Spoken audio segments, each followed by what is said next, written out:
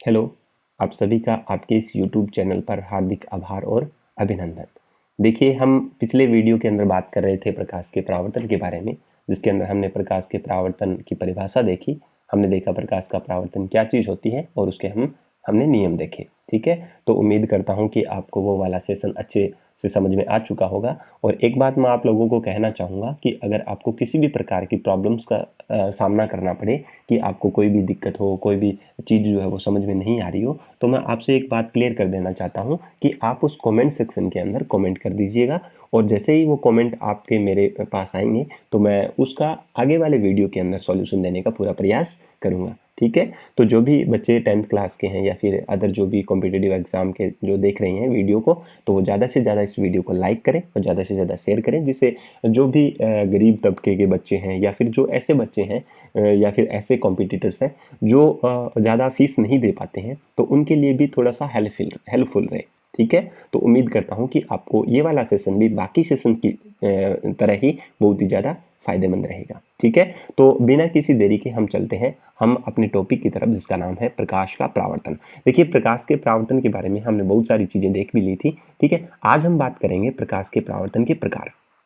आज हम किसकी बात करेंगे? परावर्तन के प्रकारों की बात करेंगे। ठीक है, अब देखिए प्रकाश के परावर्तन कितने प्रकार का होता है। सबसे पहले अपन ये बात ध्यान में रखेंगे कि परावर्तन जो है वो मेनली दो प्रकार का होता है। ठीक है, प्रकाश का परावर्तन कितने प्रकार का होता है? दो प्रकार का। कौन कौन सा? सबसे पहला जो परावर्तन है वो है नियमित परावर्तन, रेगुलर रिफ्लेक्शन। और दूसरे प्रकार का जो परावर्तन है वो होता है विसरित परावर्तन। ये ध्यान रखें, विसरित परावर्तन। ठीक है, मैं ज़्यादा नहीं लिखूंगा, आप उसको देखते चलिएगा। परावर्तन के कितने प्रकार हैं? दो प्रकार है, पहला नियमित है, दूसरा विसरित परावर्तन है। देखिए ध्यान से सुनिए, मैं बार बार आपको ये बताना थोड़ा ठीक नहीं समझूंगा, क्योंकि आपका टाइम खराब होगा ज़्यादा करने से। ठीक है, ज़्यादा से ज़्यादा कंसेप्ट समझने का प्रयास करें। ये याद रखें कि नियमित परावर्तन के अंदर जो भी परावर्तक पृष्ठ होगा जिसके ऊपर प्रकाश की किरण टकराएगी वो हमेशा कैसा होगा? समतल होगा। विसरित के अंदर याद रखें जो भी परावर्तक पृष्ठ आप लोगे वो कैसा होगा? खुरदरा होगा, रफ सरफेस होगी। कैसा होगा? रफ सरफेस होगी। ध्यान रख लेंगे। चलिए अब हम बात करते हैं एक एक की, जिसके अंदर परावर्तन के अंदर सबसे पहला हम बात कर लेते हैं किसकी? नियमित परावर्तन की। आइए चलिए, नियमित परावर्तन के अंदर क्या होगा? यहाँ से एक चीज ध्यान से सुने, मैं आपको डायग्राम के थ्रू समझाने का प्रयास करता हूँ। ये है आपका समतल पृष्ठ। ठीक है, एकदम सीधी रेखा खींचेंगे आप सभी। ठीक है, अब यहाँ से क्या होगा? कोई भी प्रकाश किरण इस समतल पृष्ठ पर गिरेगी। जैसे मान लो ये वाली किरण यहाँ पर गिर रही है, ये वाली किरण गिर रही है यहाँ पे। ठीक है, एक किरण गिर रही है, इसी के समानांतर ये वाली किरण गिर रही है। ठीक है, अब कितनी भी गिर सकती है, जरूरी नहीं है कि प्रकाश जो है वो अपने लिमिटेड तरीके से या फिर दो चार किरणें गिराता है। तो जितना प्रकाश इसके ऊपर सरफेस पे गिरेगा वो तो गिरेगा ही गिरेगा। हमने दो यहाँ पर प्रकाश किरणें शो किए, तो उम्मीद करता हूँ कि आप अच्छे से समझ पा रहे होंगे। ठीक है, चलिए, ये वाली प्रकाश किरण जो है वो इस परावर्तक पृष्ठ से टकरा करके क्या होगा? इस वाले माध्यम में परावर्तित हो जाएगी। कौन से वाले में? इस वाले में। ठीक है, और ये वाली जो प्रकाश किरण है ये भी परावर्तित होकर के यहां चली जाएगी। ठीक है, समझ आ गई बात? चलिए इसको बात करते हैं। यहां से ये वाली किरण यहां से आ रही है, तो इसके लिए ये सिंबल, ये निशान लगाएंगे ऐसा, और इधर वाली साइड में ऐसा, और इसमें ऐसे और ऐसे तीर के निशान आप शो करेंगे। ठीक है, चलिए, ये वाला जो पृष्ठ मैंने अभी आपको बताया कि ये वाला जो पृष्ठ आपको दिखाई दे रहा है ये समतल पृष्ठ है। इसके पीछे पॉलिश की हुई है या फिर पॉलिश नहीं की हुई है, तो किसी प्रकार से समतल है जिसके आर पार से प्रकाश किरण नहीं जा पाती है। ये ध्यान रखें, ये कोई पृष्ठ है, समतल पृष्ठ। ठीक है, और ये पृष्ठ कौन सा होगा वो आपको पता ही है, परावर्तक पृष्ठ है। पर परावर्तक पृष्ठ का रूप कैसा है? समतल है। ये ध्यान रखें, ये कैसा पृष्ठ है? परावर्तक है पृष्ठ तो है, पर यह समतल है। ठीक है, चलिए, अब जैसे ही प्रकाश की किरण इस समतल पृष्ठ पर गिर रही है, तो आप देख रहे हैं कि प्रकाश की ये दोनों जो किरणें हैं, ये वाली जो किरणें हैं, आप थोड़ा सा मैं अलग कलर यूज कर लेता हूं। यहां से देखिए, ये वाली दोनों जो किरणें हैं, ये वाली दोनों किरणें, ये क्या हो रही है? एक ही दिशा में गति कर रही है, एक ही दिशा में जा रही है। ऐसे नहीं कि ये वाली किरण जो है यहाँ से जा रही है, ये वाली किरण यहाँ से जा रही है, ऐसा कुछ नहीं है ना, एक ही दिशा में जा रही है। अब आप बोलोगे सर यहाँ से टेढ़ी मेढ़ी कैसे हो रही है? बेटा यहाँ से एकदम सीधी रेखा खींच पाना पॉसिबल नहीं है, इसलिए थोड़ा सा ऐसा हो गया है। ठीक है, ठीक है, आगे नई टेक्नोलॉजी अपन समझ में आएगी तो अपन उसका भी यूज करेंगे, एक बार आप कॉम्प्रोमाइज कीजिए। ठीक है, ये दोनों किरणें ही एक ही दिशा में क्या हो रही है? गति कर रही है। तो यहाँ पर इसका मतलब यही है कि जब प्रकाश की जो किरणें जो है, ये वाली किरणें जब समतल पृष्ठ पर गिरती है तो एक ही दिशा में या एक निश्चित दिशा में क्या हो जाती है, चली जाती है। जैसे फॉर एग्जांपल के लिए अगर मैं बात करूं कि आपका स्कूल टाइम मान लो 10 बजे से है, ठीक है, और आप रेगुलर क्या करते हो, रेगुलर मतलब नियमित रूप से आप क्या करते हो, 10 बजे ही दिल्ली स्कूल तैयार होकर के जाते हो। अब अपवाद स्वरूप आप मान लो कि सर मैं कभी कभी 11 बजे चला जाता हूँ, कभी कभी मैं 8:30 ही पहुंच जाता हूँ, तो ये देखो बेटा अपवाद है, पर आपका रेगुलर टाइम जो है वो क्या है, 10 o'clock है, यानी कि 10 बजे है। तो 10 बजे जब आप रेडी होकर के डेली रूटीन के अंदर जब स्कूल जाते हो, इसका मतलब आपका एक पर्टिकुलर टाइम फिक्स है कि आपको 10 बजे ही जाना है। सेम यही प्रोसीजर यहाँ पर काम कर रही है कि जो भी प्रकाश की किरणें इस समतल पृष्ठ पर गिरेगी तो वो एक नियमित रूप से एक ही दिशा में क्या हो जाएगी, गति करेगी। ऐसा नहीं है कि सारी किरणें अलग अलग दिशाओं में मूव करे, एक ही दिशा में क्या हो जाती है, या फिर एक निश्चित दिशा में एक निश्चित टाइम पर, जैसे आप स्कूल जाते हो 10 बजे, वैसे ही एक निश्चित टाइम पर या निश्चित दिशा में ये सारी किरणें क्या हो जाएगी, परावर्तित हो जाएगी। चलिए मैं आपको डेफिनेशन के थ्रू इसको थोड़ा सा डिस्क्राइब कर देता हूँ। चलिए यहाँ पर मैं लिख देता हूँ, ध्यान से देखिए। जब मैं शॉर्ट में लिखूंगा, आप थोड़ा सा कॉम्प्रोमाइज कर लीजिएगा। जब जब जब प्रकाश की किरणें जब प्रकाश की किरणें किरणें जब प्रकाश की किरणें किसी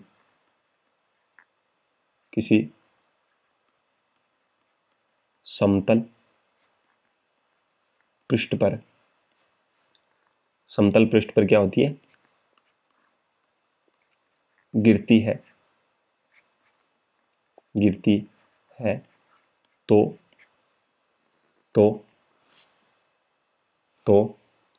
परावर्तन के बाद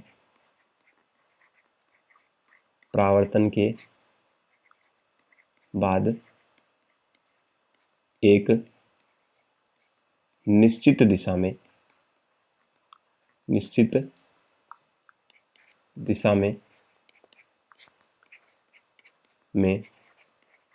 चली जाती है या गमन कर जाती है। ये ध्यान रखें, जब प्रकाश की किरणें समतल पृष्ठ पर गिरेगी तो एक निश्चित दिशा में क्या हो जाती है, गमन कर जाती है, और इसी घटना को बोलते हैं प्रकाश का नियमित परावर्तन। क्लियर है, समझ गए बात सभी? ठीक है, चलिए अब सेकंड बात करते हैं हम यहाँ पर। सेकंड दूसरा कौन सा, विसरित परावर्तन। चलिए विसरित परावर्तन के बारे में थोड़ा सा देख लेते हैं। ये विसरित परावर्तन क्या है, जैसे यहाँ पर मैंने बताया था कि परावर्तक पृष्ठ कैसा होगा, समतल होगा, तो यहाँ वाली सतह पर जो परावर्तक पृष्ठ होगा वो कैसा होगा, ऐसे उबड़ खाबड़ होगा, खुरदरा पृष्ठ होगा। तो यहाँ से जैसे ही किरण मान लो यहाँ पर ये वाली किरण यहाँ गिरती है, ठीक है, ये यहाँ से समतल है, तो ये वाली किरण गिर करके कहाँ चली जाएगी, यहाँ चली जाएगी। ठीक है, अब मान लो ये वाली किरण जो है एक आ रही है, ये किरण मान लो ये आ रही है, और ये वाली किरण कहाँ गिर रही है, ध्यान से सुने, ये वाली जो किरण है ये कहाँ गिर रही है, मान लो यहाँ गिर रही है। ठीक है, तो ये वाली किरण होगी टकरा करके कहाँ जाएगी, यहाँ मूव करेगी कुछ ऐसे ऐसे। ये वाली किरण जो थी ये कहाँ चली गई, यहाँ चली गई, और ये वाली किरण इसकी क्या होगी, टक्कर में गिरी। ठीक है, इसकी जो स्लोप जो है, ढाल जो है इसके एकदम टकरा के गिरी, तो ये क्या होगी, इधर मूव करेगी। अगर मान लो एक किरण ऐसी है, जैसे मान लो ये वाली किरण है, ये किरण आ रही है और ये इस स्लोप के ऊपर गिरती है, तो स्लोप पर गिरने के बाद में किरण क्या होगी, थोड़ी सी ऐसे फैल जाएगी, इस तरीके से चली जाएगी। इसका मतलब सीधा साफ है, अब ध्यान से सुनिए आप। अब मैं अलग अलग इनको अगर अलग अलग कलर से शो करूं तो आप ध्यान रखें, ये वाली जो किरण जा रही थी ये इसकी ये ठोकर जो है इस ठोकर पे गिरी और इसने अपनी दिशा ये लगा ली। ठीक है, और तीसरी जो किरण गिरी थी वो यहाँ इसकी ढाल पर गिरी। ठीक है ना, ढाल पर गिरी, तो ये कुछ इस तरीके से यहाँ से चली गई। ठीक है, तो अब एक चीज ध्यान में रखें, जब कोई भी प्रकाश की किरण कहां से गुजरती है, समतल पृष्ठ से गुजरती है, सॉरी खुरदरे पृष्ठ से गुजरती है। ये खुरदरा है ना, रफ सरफेस है। तो जब प्रकाश की किरण किस पे गिरे, ध्यान से सुने, मैं लिख देता हूं, आप थोड़ा सा ध्यान रखें। जब जब जब प्रकाश किरण खुरदरे खुरदरे पृष्ठ पर गिरती है तो क्या एक ही दिशा में जाएगी, नहीं जाएगी। क्यों नहीं जाएगी, ये वाली किरण यहाँ से जा रही है, परावर्तन होने के बाद में ये वाली किरण जो है यहाँ से जा रही है, ये वाली किरण कहाँ से जा रही है, यहाँ से जा रही है। तो जब प्रकाश किरणें खुरदरे पृष्ठ पर गिरती है तो परावर्तन के बाद तो परावर्तन तो होगा, क्योंकि एक ही माध्यम में जा रही है, परावर्तन के बाद बाद अलग अलग दिशाओं में अलग अलग दिशा में चली जाती है, चली जाती है। ठीक है, ध्यान रख लेंगे, जब प्रकाश की किरणें खुरदरे पृष्ठ पर गिरती है तो परावर्तन के बाद में अलग अलग दिशा में चली जाती है। तो ये दोनों कंसेप्ट आपको ध्यान में रखने हैं। ये परावर्तन के प्रकार दोनों पूरे हो गए हैं। क्या है कि परावर्तन के प्रकार दो प्रकार का होता है, नियमित रेगुलर और इरेगुलर, यानी कि विसरित परावर्तन। नियमित परावर्तन के अंदर समतल जो परावर्तक पृष्ठ होगा उसका यूज किया जाएगा, और जो खुरदरा जो है या विसरित परावर्तन जो है उसके अंदर कौन सा यूज किया जाएगा, खुरदरा। जब समतल पृष्ठ पर प्रकाश की किरणें गिरती है, ठीक है, किरण मत लिखना, यहाँ पर किरणें लिख लेना, क्योंकि एक नहीं गिर रही है, बहुत सारी गिर रही है। ठीक है, तो यहाँ किरणें यूज कर लेना। तो जब प्रकाश की किरणें क्या होगी, समतल पृष्ठ पर गिरती है तो परावर्तन के बाद में एक निश्चित दिशा में चली जाती है, एक ही दिशा में चली जाती है, इसे हम विनियमित परावर्तन कहते हैं। और जब प्रकाश की खुरदरे पृष्ठ पर गिरती है तो परावर्तन के बाद में अलग अलग दिशाओं में चली जाती है, इसे हम विसरित परावर्तन कहते हैं। ठीक है, तो उम्मीद करता हूँ कि आपको ये चीज क्लियर है, हो चुकी होगी। ठीक है, चलो दिख रहा है ना आप सभी को, एक बार चेक कर लेता हूँ मैं, चलो दिख रहा है। चलिए अब हम बात करते हैं आगे नेक्स्ट की। ठीक है, नेक्स्ट हम बात करें तो यहाँ पर आप एक चीज ध्यान में रखें, मैं बता देता हूं, यहां से आप ध्यान रखें। अब हम बात करेंगे दर्पण की, एक नए टॉपिक की शुरुआत करते हैं अपन। दर्पण क्या चीज है, मिरर जिसको आप बोलते हो। बेटा मिरर क्या चीज है, एक बात ध्यान से सुने। दर्पण का मतलब होता है कि मिरर जो आप घर में जो यूज करते हैं अपन, जो जिसमें आप अपना चेहरा देखते हैं, वो मिरर है। एक्चुअल में वो मिरर है। आप हम क्या बोलते हैं नॉर्मल भाषा में, शीशा बोल देते हैं, तो वो शीशा नहीं है, वो मिरर है। क्यों है, क्योंकि कांच की पट्टी होती है, कांच का तो बना होता है वो। तो ये कांच की जो ये पट्टी होती है, इसके एक तरफ जब हम कोई भी प्रकार की पॉलिश कर देते हैं, ठीक है, सिल्वर की या जिंक की किसी भी प्रकार से पॉलिश कर दें, तो कांच की पट्टी के एक तरफ जब आप पॉलिश कर देते हो तो वो कहलाता है मिरर, दर्पण। ठीक है, ये कांच की पट्टी है, ये कांच की एक पट्टी है, कांच की पट्टी है, और ये आपने क्या कर दी है, परावर्तक पॉलिश, परावर्तक पॉलिश कर दी है,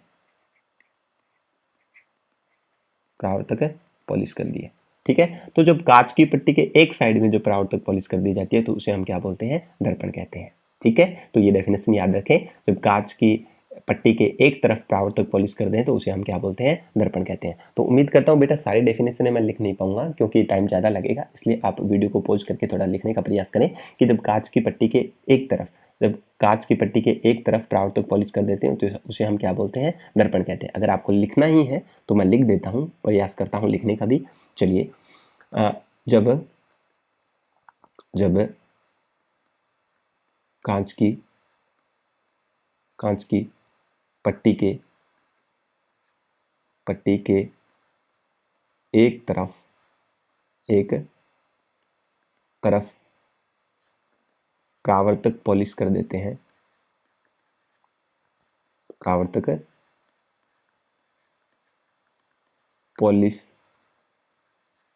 करते हैं तो उसे दर्पण कहते हैं, या वो दर्पण कहलाता है। ठीक है, जब परावर्तक पॉलिश कर दें कांच की पट्टी के एक साइड में तो उसे हम क्या बोलते हैं, दर्पण कहते हैं। ठीक है, समझ गए होंगे। चलिए अब नेक्स्ट हम बात करते हैं दर्पण के प्रकार। दर्पण के मेनली दो प्रकार होते हैं। कितने प्रकार होते हैं, ध्यान से सुने, दर्पण के दो प्रकार होते हैं। कौन कौन से होते हैं, ध्यान से यहाँ से देख लीजिए कौन कौन से प्रकार है। तो यहाँ मैं लिख देता हूँ दर्पण के प्रकार। दर्पण के प्रकार दो प्रकार का होता है दर्पण। कौन कौन सा होता है, सबसे पहले याद रखें, एक दर्पण होता है इसका नाम है समतल दर्पण, समतल दर्पण। और दूसरा दर्पण जो है वो कैसा होता है, गोलीय दर्पण, गोलीय दर्पण। ठीक है, समतल दर्पण किसे कहते हैं, जिसका परावर्तक पृष्ठ समतल हो। याद रखें, वह दर्पण जिसका परावर्तक पृष्ठ जो है वो कैसा हो, समतल हो। जिसका परावर्तक पृष्ठ कैसा हो, समतल हो, उसे हम समतल दर्पण कहते हैं। और गोलीय दर्पण किसे कहते हैं, ऐसा दर्पण जिसका जो पृष्ठ है, परावर्तक पृष्ठ जो है वो कैसा हो, गोल हो। परावर्तक पृष्ठ कैसा हो, गोल हो, उसे हम गोलीय दर्पण कहते हैं। चलिए अब हम बात करें यहाँ पर समतल दर्पण की डेफिनेशन आपको पता चल गई। वह दर्पण जिसका परावर्तक पृष्ठ समतल हो उसे समतल दर्पण, और वह दर्पण जिसका परावर्तक पृष्ठ गोल हो उसे क्या कहते हैं, गोलीय दर्पण। चलिए गोलीय दर्पण जो है ये दो प्रकार के होते हैं। कितने प्रकार के होते हैं, दो प्रकार के। पहला जो दर्पण है उसको बोलते हैं अवतल दर्पण। कौन सा दर्पण? अवतल दर्पण कहते हैं, अवतल दर्पण। और दूसरे प्रकार का जो दर्पण है उसको बोलते हैं अपन उत्तल दर्पण। कौन सा दर्पण? उत्तल, उत्तल दर्पण। ये दो प्रकार के दर्पण हैं, समतल दर्पण और उत्तल दर्पण। ठीक है, तो समतल दर्पण और अवतल दर्पण और उत्तल दर्पण ये दो प्रकार के हैं। समतल दर्पण किसे कहते हैं याद रखें, अब मैं इसको साथ ही साथ बता देता हूं आपको। समतल दर्पण किसे कहते हैं? ऐसा दर्पण जिसका परावर्तक पृष्ठ, कौन सा पृष्ठ? परावर्तक पृष्ठ जो है वो कैसा हो? अंदर की तरफ धंसा हो, अंदर की तरफ क्या हो? धंसा हो। ठीक है, परावर्तक पृष्ठ अंदर की तरफ धंसा हो, उसे हम क्या बोलते हैं? अवतल। और जिसका परावर्तक पृष्ठ क्या हो? उभरा हो, बाहर की तरफ क्या हो? उभरा हो, उसे हम क्या कहते हैं? उसे हम कहते हैं उत्तल दर्पण। कैसे? देख लीजिए। चलिए हम बात करते हैं यहाँ पर दोनों के डायग्राम्स की। अगर इस डायग्राम की बात करूं, यहाँ पर देखिए ये अवतल दर्पण है, इसका परावर्तक पृष्ठ कैसा है देखिए ध्यान से। अगर मैं ऐसा दर्पण, ये गोल होंगे क्योंकि गोलीय दर्पण है, ऐसे होंगे, और यहाँ पर क्या होगा? यहाँ पर बाहर की तरफ इसकी पॉलिश की होगी, यहाँ पर बाहर की तरफ क्या की होगी? पॉलिश। तो जिस दर्पण में बाहर की तरफ पॉलिश की हो और अंदर की तरफ, परावर्तक पृष्ठ कौन सा है? अंदर वाला, क्योंकि प्रकाश की किरणें यहां से टकराएगी अंदर की तरफ, बाहर तो पॉलिश है, यहां से कैसे आएगी? ठीक है, तो परावर्तक पृष्ठ वो होता है जहां पर किरण टकराती है, तो इसमें अंदर की तरफ किरण टकराएगी, इसका मतलब इसका जो परावर्तक पृष्ठ है वो अंदर की तरफ है। याद रखें, परावर्तक पृष्ठ जो है वो कैसा है? अंदर की तरफ है। तो अंदर धंसा हुआ है ना, अंदर की तरफ है तो धंसा हुआ है, इसे हम अवतल दर्पण कहते हैं। और उत्तल दर्पण किसे कहेंगे? जिसका परावर्तक पृष्ठ बाहर की तरफ उभरा हो, जैसे सेम कुछ ऐसा ही, पर इसके अंदर की तरफ पॉलिश होगी। ये तो पॉलिश है, परावर्तक पॉलिश, और बाहर की तरफ यहाँ उभरा हुआ है, ये देखो बाहर की साइड निकला हुआ है, यहाँ से प्रकाश किरण टकराएगी तो ये बाहर की तरफ उभरा हुआ है। ठीक है, तो आपको ये दोनों चीजें क्लियर हो चुकी होगी। ठीक है ना, और अगर फिर भी आपको लगता है कि मैं इसको लिखूं तो मैं लिख भी सकता हूं, क्योंकि आप लोगों का थोड़ा सा ध्यान रखना भी जरूरी है, क्योंकि आप छोटे बच्चे हो, आप लोगों को पता नहीं चलता कि कैसे लिखना है कैसे नहीं लिखना है, तो इसलिए मैं आपको थोड़ी सी डेफिनेशन लिख के बता देता हूँ। ठीक है, चलिए आप सबसे पहले हेडिंग रहिए इसके लिए, उत्तल दर्पण किसे कहते हैं। तो क्या लिखेंगे? दिक्कत तो आ रही है लिखने में, ठीक है, चलिए यहाँ से लिख देता हूँ। चलिए, वह दर्पण जिसका परावर्तक पृष्ठ उभरा हो, उसे हम क्या बोलेंगे? उत्तल दर्पण बोलेंगे। ठीक है, और इसका तो आप लिख ही लोगे अब, या लिखूं? चलिए लिख देता हूं। वह दर्पण जिसका परावर्तक पृष्ठ, ये तो इतनी तो आप लिख ही लेना, मैं सीधा डायरेक्टली बोल देता हूं। वह दर्पण जिसका परावर्तक पृष्ठ जो है वो अंदर की तरफ धंसा हो, अंदर क्या हो? अंदर की ओर या तरफ, या अंदर धंसा हो, अंदर की तरफ धंसा हो, उसे हम क्या बोलेंगे? अवतल दर्पण कहेंगे। तो उम्मीद करता हूं आपको क्लियर हो चुका होगा। चलिए एक बार दोबारा रिवीजन करवा देता हूं। दर्पण किसे कहते हैं? जब कांच की पट्टी के एक साइड में परावर्तक पॉलिश करते हैं तो उसे हम दर्पण कहते हैं। दर्पण दो प्रकार का होता है, समतल दर्पण जिसका परावर्तक पृष्ठ बिल्कुल समतल होता है। जैसे इसका अगर आपको डायग्राम बनाना हो ना बेटा, यहाँ से अगर आपको बनाना हो तो आप क्या करिएगा, यहाँ से ऐसे समतल बनाइएगा। ठीक है, यहाँ पर पॉलिश कर दीजिए, यहाँ से पॉलिश, तो इसका परावर्तक पृष्ठ कौन सा हो गया? आप कभी ये बोलोगे कि सर ये वाला परावर्तक पृष्ठ है, नहीं, ये परावर्तक पॉलिश की हुई है। परावर्तक पृष्ठ जहां पर किरणें गिरेगी वो परावर्तक पृष्ठ होता है, तो ये वाला है पृष्ठ परावर्तक।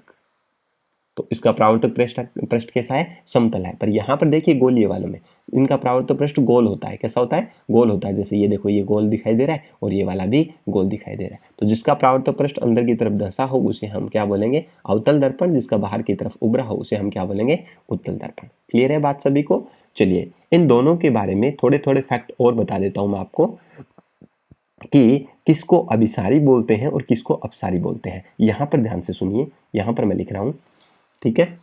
देखिए यहां से जो उत्तल दर्पण जो आपको दिखाई दे रहा है, उत्तल दर्पण, उत्तल दर्पण, ये वाला हमेशा होता है अपसारी दर्पण। इसका दूसरा नाम क्या है? अपसारी दर्पण है।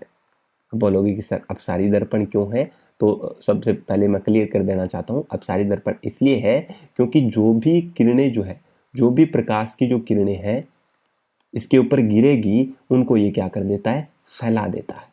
इनको क्या कर देगा? फैला देगा। प्रकाश किरणों को क्या कर देगा? फैला देगा। इसलिए इसको क्या बोलते हैं? अपसारी। ठीक है, अभी बताऊंगा डायग्राम के थ्रू भी। तो वह दर्पण जो अपने ऊपर गिरने वाली प्रकाश किरणों को क्या कर देता है? फैला देता है, उसे हम क्या बोलते हैं? अपसारी दर्पण कहते हैं। क्लियर है? तो इसका दूसरा नाम याद रख लोगे ना सभी? क्या बोलोगे कि सर उत्तल दर्पण जो है ना ये अपसारी है। अपसारी का मतलब सीधा सा है कि अपने ऊपर गिरने वाली प्रकाश किरणों को क्या कर देगा? फैला देगा। ये ध्यान रखें। दूसरी बात अगर हम देखें यहीं पर, तो इसकी बात कर लेते हैं। किसकी? अवतल दर्पण की। ठीक है, तो अवतल दर्पण के अंदर क्या होगा? अवतल दर्पण, इसका दूसरा नाम जो है इसको बोलते हैं अभिसारी। अभिसारी, अभिसारी दर्पण। अभिसारी क्यों बोलते हैं? क्योंकि इसके ऊपर जो भी प्रकाश की किरणें गिरेगी, जो भी किरणें इसके ऊपर गिरेगी, इन सभी को क्या कर देगा? वो एकत्रित कर देगा। एक ही जगह क्या कर देगा? एकत्रित कर देगा या सेंट्रलाइज्ड कर देगा, इकट्ठी कर देगा एक जगह पर। इसके ऊपर जितनी भी प्रकाश किरणें गिरेगी उनको एक जगह पर क्या कर देगा? इकट्ठी कर देगा। इसलिए इसको कौन सा दर्पण बोलते हैं? उत्तल दर्पण कहते हैं। क्लियर हो गई? सॉरी, अवतल दर्पण कहते हैं। ठीक है, चलिए आप डायग्राम के थ्रू भी समझ लीजिए कि कैसे, क्या सर आप वाकई में इस बात को सही बोल रहे हो या फिर नहीं बोल रहे हो, हमें पता नहीं चल रहा है। इसलिए आप थोड़ा सा डायग्राम के थ्रू समझा दीजिए। ठीक है, तो मैं आपको थोड़ा सा डायग्राम के थ्रू भी समझाने का पूरा प्रयास करता हूँ। चलिए यहाँ से एक चीज़ ध्यान सुने। यहाँ पर मैं बना रहा हूँ ये वाली साइड जो पड़ी है ना, यहाँ से बना रहा हूँ। देखिए, मान लो ये एक सरफेस है और यहाँ पर कोई भी एक दर्पण है, जैसे मान लो ये वाला दर्पण है। ठीक है, यहाँ पर पीछे की तरफ क्या की गई है? पॉलिश की गई है। सुनना ध्यान से एक बार, ये आप देख के बताओ सबसे पहले तो ये दर्पण कौन सा है? तो आप सभी का आंसर ये आएगा कि सर ये वाला जो दर्पण है अंदर की तरफ धंसा हुआ है, इसका मतलब ये कौन सा दर्पण है? कौन सा दर्पण है? अवतल दर्पण है। ठीक है, चलिए अब अवतल दर्पण है तो इसके अंदर क्या होगा? जो भी प्रकाश की किरण, ये है मुख्य एक्सिस। अब मुख्य अक्ष क्या होता है वो मैं बताऊंगा आपको। ठीक है, एक बार आप ध्यान रखें, ये मुख्य अक्ष है, ये MN क्या है? मुख्य अक्ष है। ठीक है, ये ध्यान रखें। अब आ जाइए, अगर कोई भी प्रकाश की किरणें इसके ऊपर गिरती है, जैसे ये वाली किरण गिर रही है, ठीक है, और ये वाली किरणें गिर रही है, जितनी भी किरणें इसके ऊपर गिरेगी, जैसे मुख्य अक्ष के नीचे से भी ये किरणें गिर रही है, ये वाली किरणें गिर रही है, तो इस दर्पण के अंदर क्या होगा? जो भी किरणें गिरती है ना, तो ये दर्पण है, परावर्तन होगा। तो याद रखना, दर्पण परावर्तन की घटना पर ही डिपेंड करता है। ये वाली किरण जो है वो यहाँ पर टकराएगी, ये वाली जो किरण है परावर्तन होने के बाद में ये भी इसी बिंदु पर टकराएगी, और ये वाली जो किरण है ये भी परावर्तन होने के बाद में इसी बिंदु पर टकराएगी, और ये वाली जो किरण है वो परावर्तन के बाद भी इसी बिंदु पर टकराएगी। इसका मतलब साफ मिल गया हमें कि जो भी प्रकाश की किरणें इस दर्पण के ऊपर टकराती है वो सारी की सारी एक बिंदु पर क्या हो जाती है? इकट्ठी हो जाती है, केंद्रित हो जाती है, और इसी को बोलते हैं अभिसारी दर्पण। अभिसरित होना, प्रकाश किरणों का क्या होना? अभिसरित होना, यानी कि प्रकाश किरणें क्या हो जाती है? एक बिंदु के ऊपर क्या हो जाती है? इकट्ठी हो जाती है, और उस इकट्ठी होने वाले पॉइंट को अपन बोलते हैं मुख्य फोकस। मुख्य फोकस, जिसको F से लिखा जाता है, कैपिटल F से। ठीक है ना, समझ गई ना क्यों इसको अभिसारी बोला? अभिसारी का मतलब सीधा सा है कि अवतल दर्पण पे गिरने वाली प्रकाश की किरणें परावर्तन के बाद एक बिंदु पर क्या हो जाती है? इकट्ठी हो जाती है। परावर्तन के बाद ये जो किरणें है ना, परावर्तन, ये निशान जरूर लगाएं बेटा। ठीक है, ये निशान जरूर लगाएं कि कौन सी किरण कहाँ से आ रही है। ये वाली किरणें यहाँ से जा रही है तो ये वाले निशान जरूर लगाएं। ठीक है, निशान के बगैर आपका डायग्राम गलत माना जाएगा। ठीक है, तो ये वाली जो किरणें हैं, प्रकाश किरणें जो है वो अवतल दर्पण से परावर्तन के बाद में एक बिंदु पर केंद्रित हो जाती है या इकट्ठी हो जाती है, और इसीलिए इस दर्पण को अभिसारी दर्पण कहते हैं। क्या बोलते हैं? अभिसारी दर्पण कहते हैं। अब बात करते हैं उत्तल दर्पण की। उत्तल दर्पण के अंदर आप ध्यान से सुने, उत्तल दर्पण के अंदर क्या चीज होगा? मुख्य रूप से दिखाई दे रही है ना बेटा? ठीक है, आपको दिखाई तो दे रहा है, बस थोड़ा सा कम दिखाई दे रहा है। ठीक है, चलिए अपन थोड़ा सा इसको अलग तरीके से देख लेते हैं। चलिए, यहाँ तक क्लियर हो गया? चलिए, अब दिख रहा है ना सभी को ये वाला डायग्राम? ये वाला डायग्राम चलिए अब थोड़ा सा अपन इसको अगर बात करें तो थोड़ा सा इधर वाली साइड में मैं आपके सामने बना देता हूँ, किसका, अवतल का भी, किसका बना, सॉरी उत्तल का भी बना, 2 नंबर जो है। उत्तल को अपन क्यों बोलते हैं, उत्तल वाले को हम इसको अपसारी बोलते हैं। तो उत्तल वाला जो है इसको अपसारी बोलने के पीछे रीजन क्या है, देखिए ध्यान से सुनिएगा। पहले ये मान लो इसका मुख्य अक्ष है, ये इसका क्या है, मुख्य अक्ष है, ठीक है। और ये वाला जो दर्पण दिख रहा है आपको, ठीक है, देखिए ये वाला यहां से, ठीक है। अब यहाँ इसमें क्या होता है, इसमें आप साफ देख सकते हो कि अंदर वाली साइड तो पॉलिश होगी और बाहर की तरफ क्या होगा, उभरा हुआ होगा। ये देखिए ऐसे अंदर की साइड में यहाँ पर क्या की होती है, पॉलिश की होती है। अब यहाँ वाली साइड में क्या होगा, जो भी प्रकाश किरणें, ये मुख्य अक्ष बताया था मैंने आपको, ये मुख्य अक्ष के समांतर यानी कि इसी के समांतर पैरेलल कोई भी प्रकाश की किरणें अगर इसके ऊपर गिरती है, जैसे ये वाली गिरी है, और इसी प्रकार से मुख्य अक्ष के नीचे भी ये प्रकाश किरणें गिर रही है, और ये वाली किरण भी गिर रही है। आप ये मत देखना टेढ़ी मेढ़ी गिर रही है, ठीक है ना, सीधी गिर रही है एकदम ऐसे। अगर उत्तल दर्पण पर कोई भी प्रकाश किरण, समांतर प्रकाश किरण मुख्य अक्ष के समांतर आकर के गिरती है, तो गिरने के बाद में क्या होगा, ये इन किरणों को फैला देगा। कैसे, ये वाली जो किरण आपको दिखाई दे रही है, ये वाली चली जाएगी इस दिशा में, ये वाली चली जाएगी इस दिशा में, ये वाली चली जाएगी कुछ ऐसे, और ये वाली चली जाएगी कुछ ऐसे। इसका मतलब सीधा साफ है कि सर ये वाली जो किरणें आपने अभी ड्रॉ की है, ये क्या होगा, फैल रही है, फैल रही है ना। ये वाली किरणें जो है, ये देखो यहाँ इधर वाली साइड चली गई, ये वाली किरणें जो है यहाँ चली गई, तो ये वाली किरणें जो है वो एक बिंदु पर कभी भी केंद्रित नहीं होगी। इसका मतलब ये क्या कर रहा है, इन किरणों को फैला रहा है। तो वह दर्पण जो अपने ऊपर गिरने वाली प्रकाश किरणों को क्या कर देता है, फैला देता है, उस दर्पण को बोलते हैं कौन सा बोलते हैं, अपसारी दर्पण बोलते हैं। इसलिए इसको कौन सा दर्पण बोलते हैं, अपसारी दर्पण। कौन सा दर्पण बोलते हैं, अपसारी दर्पण बोलते हैं। ठीक है, बात क्लियर हो चुकी है क्या, ठीक है। तो आपको मैंने इतना कंसेप्ट क्लियर करवाने का प्रयास किया। एक बार मैं वापस 1 मिनट में रिवीजन करवा देता हूँ। प्रकाश के परावर्तन के 2 प्रकार होते हैं, नियमित परावर्तन और विसरित परावर्तन। नियमित परावर्तन किसे कहते हैं, जब प्रकाश की किरण किसी समतल पृष्ठ पर गिरती है तो परावर्तन के बाद एक निश्चित दिशा में चली जाएगी, परावर्तित किरणें एक निश्चित दिशा में चली जाती है। ये वाली जो किरणें, अब आपको पता तो चल गया ना कौन सी किरणें परावर्तित किरणें, ये वाली है जो टकरा करके वापस जाती है, इनको बोलते हैं परावर्तित किरणें। तो ये वाली जो परावर्तित किरणें हैं वो एक निश्चित दिशा में चली जाएगी, तो कौन सा परावर्तन होगा, नियमित। और जब प्रकाश की किरणें खुरदरे पृष्ठ पर गिरेगी तो परावर्तन के बाद अलग अलग दिशाओं में चली जाती है, उसे हम बोलते हैं विसरित परावर्तन। दर्पण हमने देखा तो कांच की पट्टी के, ये वाली कांच की पट्टी के एक साइड में जब परावर्तक पॉलिश कर देते हैं तो उसे हम दर्पण कहते हैं। दर्पण 2 प्रकार का होता है, समतल दर्पण और गोलीय दर्पण। समतल दर्पण में परावर्तक पृष्ठ कैसा होगा, समतल होगा। गोलीय दर्पण में परावर्तक पृष्ठ कैसा होगा, गोल होगा। इसके 2 टाइप्स होते हैं गोलीय दर्पण के, अवतल दर्पण और उत्तल दर्पण। अवतल दर्पण वो होगा जिसका परावर्तक पृष्ठ अंदर की तरफ धंसा होगा, उत्तल दर्पण वो होगा जिसका परावर्तक पृष्ठ बाहर की तरफ उभरा होगा। उत्तल दर्पण को हम अपसारी बोलते हैं क्योंकि ये अपने ऊपर जो उत्तल दर्पण ये रहा, इसके ऊपर गिरने वाली जो प्रकाश किरणें हैं वो फैल जाती है, इसलिए इसको अपसारी बोलते हैं। और ये वाला जो दर्पण आपको दिख रहा है, ये अपने ऊपर गिरने वाली प्रकाश किरणों को एक बिंदु पर क्या कर देता है, इकट्ठी कर देता है, केंद्रित कर देता है, इसलिए इसको कौन सा बोलते हैं, अभिसारी दर्पण कहते हैं। अब आपको उम्मीद करूंगा कि आपको ये वाले कंसेप्ट जो है वो वास्तव में क्लियर हो चुके होंगे। अगर फिर भी आपको किसी भी प्रकार की समस्या का सामना करना पड़ रहा है तो आप कमेंट सेक्शन में ज़रूर बताएं। और फिर भी अगर आपको लगता है कि ये वीडियो आपके लिए थोड़ा बहुत भी हेल्पफुल है तो कमेंट सेक्शन में अपने कमेंट करके सुझाव जरूर दें कि हमें सच में समझ में आया है, नहीं आया है, या फिर यहाँ पर हमारी थोड़ी सी दिक्कत हुई है, आप सर इसको दोबारा बता दीजिए तो मैं आपको वापस दोबारा बताने का पूरा प्रयास करूँगा। ठीक है, तो उम्मीद करता हूँ कि आप सभी बच्चों को और जो भी कॉम्पिटिटर्स हैं उन सभी को अच्छे से समझ में आया होगा। तो इसी उम्मीद के साथ मैं आपसे वापस मिलूँगा एक नई वीडियो के साथ और एक नए टॉपिक के साथ। तब तक के लिए जय हिंद, जय भारत।